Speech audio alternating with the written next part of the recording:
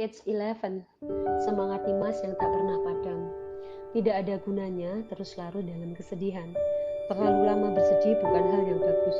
Namun, bukan berarti kita tidak boleh bersedih.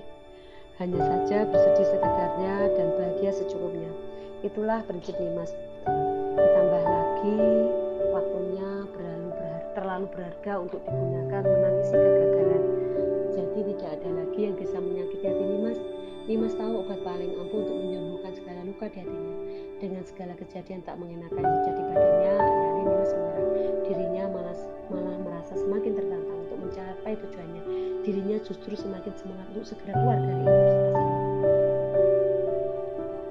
Ada dua macam manusia di dunia ini. Yang pertama adalah orang yang tumbang setelah tertimpa permasalahan, dan yang kedua adalah orang yang tidak akan tumbang meski permasalahannya bertubi-tubi datang. Dan tidak memungkiri kenyataan semua orang ingin jadi bagian yang kedua, namun tidak semua orang sanggup bangkit lagi setelah tertimpa masalah. Dan lagi-lagi di sudut kamar kosannya, Nimas bersyukur telah diberikan hati yang lapang sehingga ia termasuk orang yang kedua. Bagi Nimas, terkurung dan larut dalam kesedihan hanya buang waktu saja. Dan waktunya terlalu berharga untuk bersedih. Entah sebesar apapun permasalahan yang terjadi padanya, di keesokan harinya Nimas akan tahu seperti tidak ada hal yang serius yang baru terjadi padanya. Assalamualaikum, Duk. Seperti rutinitas tak melakukan apapun di kos-kosannya, Nimas akan menghubungi ibunya dan menyalurkan rasa rindu. Iya Ibu, waalaikumsalam. Ibu lagi apa? Ibu baru selesai masak, Duk. Kamu sudah makan belum? Nimas merubah posisi tengkoraknya menjadi berbaring dan memegangi perutnya. Ini jam 8 pagi, Nimas masih malas keluar untuk mencari makan. Sampun Bu, semalam. Lanjut Nimas dalam hati. Tak ada gunanya ia belum makan, hanya akan membuat ibunya khawatir. Walau ia bilang lapar sekalipun, ia tidak akan bisa makan masakan ibunya saat ini. Tidak seperti Boy yang pasti bisa mengisi perutnya dengan masakan ibu waktu itu. Nah itu, jangan telat-telat makannya. Kalau waktunya makan ya makan ya Bu. Nanti tunda-tunda, kamu jauh dari rumah, tidak ada yang bisa jagain kamu kalau sakit. Jadi diusahakan jangan sampai sakit. Iya Bu. Udah kepanggil tidak? Kepanggil dong Bu. Mau sebesar apapun Nimas saat ini, mau sedewasa apapun Nimas, wanita itu, sang ibu akan tetap menganggapnya anak kecil yang disayang-sayang. Ditambah lagi bila si ini memang penyayang. Ya Nimas jadi iri lagi pada Bowo yang setiap hari bisa bertemu ibunya. Bu, kamu sehat-sehat saja kan? Sehat kok Bu, tidak perlu khawatir. Tapi ibu khawatir sekali sama kamu loh. Kenapa? Kemarin lusa sering ibu ini kamu terus. Tapi ini bukan kangen. Kalau kamu sudah biasa yang ibu rasa beda Bu. Ibu ingat kamu tapi rasanya sekali sampai si Bowo itu bingung, katanya muka ibu berabak mau nangis, tapi memang saat itu ibu sedih sekali tapi nggak tahu kenapa. Lusa artinya 2 hari yang lalu, di mana Nimas dicurangi oleh ibu Yanti. Hari di mana Nimas diputuskan, itu saja. Hari di mana lagi dan lagi Nimas dimanfaatkan. Nimas sangat sedih hari itu, tapi yang tak menyangka kalau rasa sedihnya menembus sampai ke hati ibu Lestari. Memang tidak ada yang lebih indah dari ikatan cinta ibu dan anaknya. Nimas baik-baik saja kok Bu, di sini saya juga tidak ada yang perlu dikhawatirkan. Paling waktu itu lagi paling berat sama Nimas. Ada hal yang perlu disampaikan dan ada hal yang tidak disampaikan. Perkara masalah Nimas dan suami seperti itu tidak perlu tahu. Hal-hal yang sekiranya akan menyakitkan itu tidak usah diucapkan. Apa iya Bu? Iya Bu, pasti Bu lagi berat sama Nimas. Kalau begitu biar ibu sana jenguk kamu Bu. Ibunya sudah tidak muda lagi. Dan terkadang kedua kakinya merasa kurang untuk berjalan. Bagaimana bisa Nimas mengizinkan ibu Lestari untuk menempuh perjalanan lintas provinsi itu? Nanti saja, sebentar lagi Nimas pulang. Ibu nunggunya ditahan sebentar lagi ya. Sini Nimas juga kangen sekali sama ibu. Jadi kita sama-sama sabar sebentar lagi ya Bu. Nimas janji sebentar lagi. Andai saja Nimas tidak dicurangi andai Nimas yang mendapat deret atas pernikahannya sendiri, bisa dipastikan tidak sampai 2 bulan ia sudah bisa keluar dari Universitas Surabaya itu. Kalau kamu belum bisa pindah sini, setidaknya biar ibu yang datang ke sana Duk, sebentar saja. Hanya untuk melihat kamu sebentar saja, boleh ya Duk? Boleh Bu, boleh, tapi tunggu sebentar biar Nimas yang ke sana. Nimas nggak mau ibu susah-susah naik kereta ke sini. Sebentar itu kapan Duk? Ya Allah, sedih sekali rasanya mendengar sang ibu berucap seperti itu. Rasanya seperti Nimas sudah terlalu sering menjanjikan sebentar lagi akan bertemu ibunya, namun nyatanya memang belum bisa. Bagi Nimas, pulang dari universitas di jam normal saja sudah sebuah berkah yang jarang ia dapatkan. Akibatnya tidak pernah lepas dari pekerjaan, dan hari liburnya tidak pernah pekerjaan. 7 hari dalam 1 minggu sudah ia berikan 1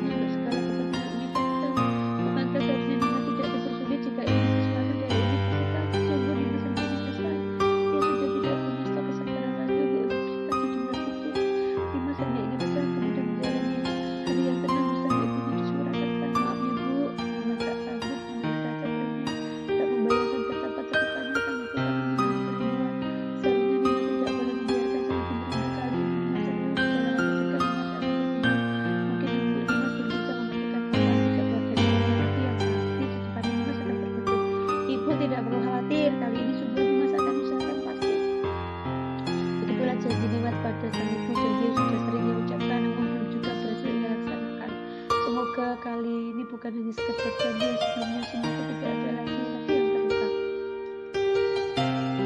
Hari Minggu malam setelah semua kerjaan yang berusaha dilakukan selesai, akhirnya Nimas bisa sedikit menikmati waktu malam. Ini sudah jam 7 malam dan Nimas merasa lebih beruntung sebagai tamu ketika aku sudah jalan-jalan santai di sekitar tempat. Dengan libur ada juga menurutnya sambil berkarya melihat antara kasur menuju dirinya, lalu kasur lalu pergi lagi dan berakhir jatuhlah dengan pada dirinya yang terbangun itu. Mari kita jalan-jalan sebentar. Nimas memakai baju biru dengan celana olahraga yang mengikuti sandal biru warna hitam. Sungguh sudah penampilan yang paling simpel yang Nimas suka.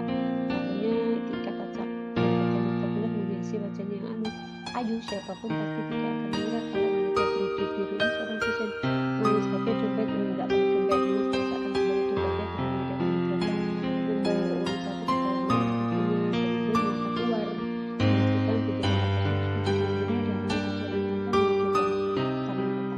Tidak seperti malam minggu yang jalan yang selalu ramai oleh para pengemudi, malam ini terlihat cukup warna.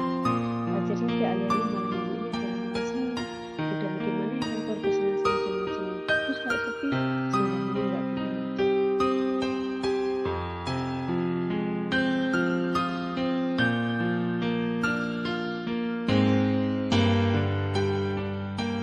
Nimas memasukkan tangannya ke dalam saku celana, meminimalisir udara dingin yang terkesan musiknya. Ia melihat ke sekeliling tempat duduk yang sepi. Warna birunya menyatu dengan gelapnya lampu kendaraan bermotor. Suara klakson yang bising di sana-sini seolah menunjukkan kota Surabaya memang tidak pernah sepi. Nimas melihat ponselnya masih belum terlalu mending cari makan dulu, setelah itu balik kos dan tidur. Oke, jadi mau makan apa? Nimas terus bermonolog sepanjang jalan menilai warung tenda mana yang akan ia masuki kali ini.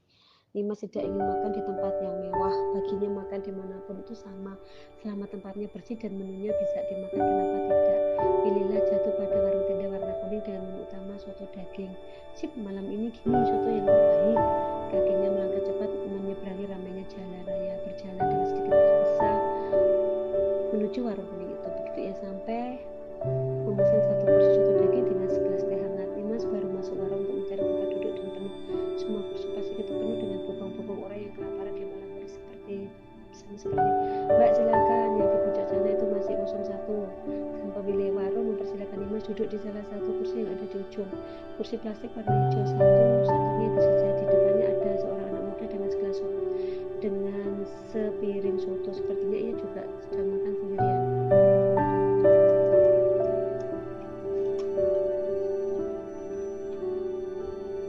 Ya Pak, terima kasih. Nimas akhirnya duduk di depan pemuda yang tengah menyantap sotonya dengan sedikit tergesa. Pemuda tersedak makanannya sendiri. Tangan pemuda itu memukul dadanya, yang satunya lagi berusaha meraih kemasan air mineral namun tidak bisa menemukannya. Nimas tentu saja tidak bisa mengabaikan kejadian di depannya. Bisa berbahaya jika si pemuda dibiarkan tersedak terlalu lama. Maka Nimas mengambil satu kemasan air mineral, mencoblosnya dengan soda putih dan memberikan pada si pemuda. Pelan-pelan Mas, nih minum. Tangan kiri pemuda itu terulur karena tangan kanannya masih memukul dadanya, namun dengan cepat ia ganti dengan tangan kanan dan tangan kirinya membelungi dada. Terima kasih. Iya, Nimas mengangguk dan menunggu pemuda itu sembuh dari peristiwa tersedaknya. Mbak, soto dagingnya satu silakan. Oh ya, terima kasih. Soto hangat pilih Nimas sudah siap di meja. Saat ia hendak menyantapnya, si pemuda mengajak berdialog. Makasih ya Mbak, aduh sakit banget tidak. Makan pelan-pelan aja Mas, jangan buru-buru. Iya tahu, tapi kami lagi buru-buru aja. Oh, pulangnya Nimas melanjutkan sotonya. Sopan pertama ia coba sebelum menambahkan sambal, kecap, ataupun jeruk nipis di atas sotonya. Untuk menguji rasa, ia menjajal maupun begitu. Mencoba makanannya sebelum diberi bumbu tambahan.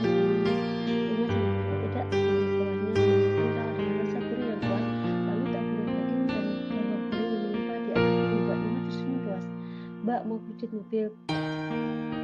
Suara si pemuda mengejutkan, bukan karena suaranya yang tiba-tiba berdengar, tapi karena isi pembicaraannya. Karena dong mata, apalagi ini Nimas hanya sedang makan soto, kenapa tidak dikasih jalan mobil?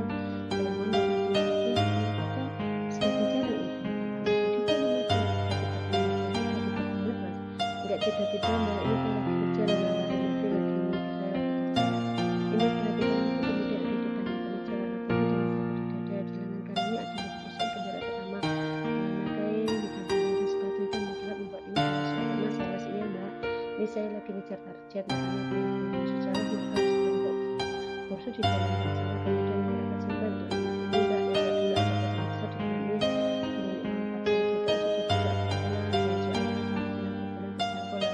lalu udah mas iya ini khususnya berbeda mas adalah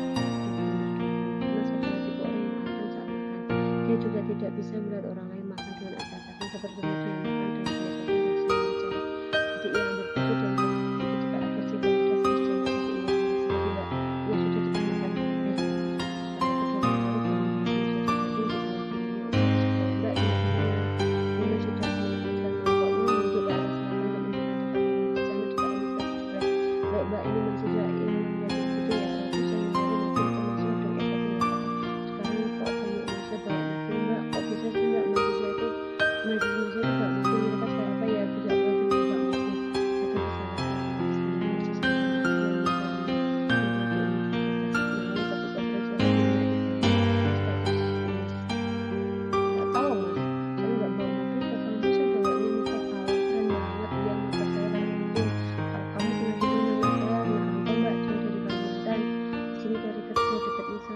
SMA 2 tahun yang lalu dan saya kerja di sini sudah tahu pantesan jadi saya terlihat masih sangat muda dan memang salut masih muda tapi berani berjuang untuk bekerja di sini tinggal sendiri enggak sih saya di sini di camp rame-rame sama teman di situ ya dekat pasar yang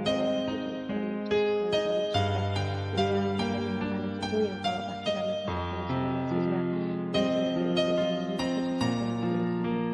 mbak kuliah jurusan apa, saya pendidikan IPS mau, kalau begitu nanti lulusnya jadi guru bisa, jurusan pendidikan bisa jadi guru, oh saya dulu pengen itu mbak jurusan teknik mesin keren banget kayaknya di universitas mbak ada nggak jurusan teknik mesin, nggak ada mas lebih banyak fokus pendidikannya kalau di universitas itu oh tapi saya itu lulunya juga 2 tahun saya masih bisa nggak ya mbak daftar kuliah tapi saya nggak tahu bisa daftarnya kapan soalnya tergantung uang yang saya dapat dari kerja ini, kamu saya berapa 19 tahun, saya lulus 17 tahun karena waktu kerja sempat ikut akselerasi. Memang tidak biasa namanya seseorang yang paling tapi mendengar orang muda ini katanya ini bisa usia dan ucapan muda ini 7 tahun bisa dicoba. Bisa kok mas, kalau kita belajar di negeri maksimal 3 tahun, saya lulus aku SMP 21 tahun. Tapi kalau di perguruan tinggi swasta banyak yang tidak ada batasan usia, semua usia boleh daftar. Oh, lagi-lagi si pemuda manggut-manggut menyeruput tegukan terakhir teh hangatnya dan memberikan rasa besar yang ikan itu. Kalau gitu doain saya mbak biar bisa tetap daftar kuliah, bukan jurusan mesin juga nggak apa-apa, di pendidikan juga nggak apa. Oh apa saya daftar di universitas mbak aja ya, bisa jadi apa nih adik tingkatnya biar bisa adik tingkatnya mbak. Ini menunjuk mengingatkan dibalik senyum manisnya ia diam mengamini ucapan si pemuda. Menitipkan doa bagi sang pemuda agar mudah-mudahan dengan si muda. Iya mas, saya pendidikan terus ya sip, oh ya tapi jangan lupa beli mobil sip, mobilnya bisa cepat kuliahnya, tapi kalau mbak nggak bisa tolong kasih tahu kenalannya mbak untuk bisa beli mobil di atas showroom bilang salesnya mas Aman gitu ya mbak, saya permisi. Senyum muda melambangkan tangan dan mbak tak disambut anggukan oleh mas mahasiswa saya berwibawa banget. Kenal si sales kemudian berlalu meninggalkan jelas saja berwibawa yang kamu ajak bicara di browser bukan mahasiswa sini anda 17 bulan. Hari libur sudah berakhir, Dimas harus kembali melakoni segala aktivitas di kampus bersama Romo yang menyusuri jalan yang universitas. Jam 6 pagi masih cukup sepi karena kemacetan belum dimulai. Dimas ingin menjadi bagian dari orang-orang yang ikut serta di kemacetan. Maka sedikit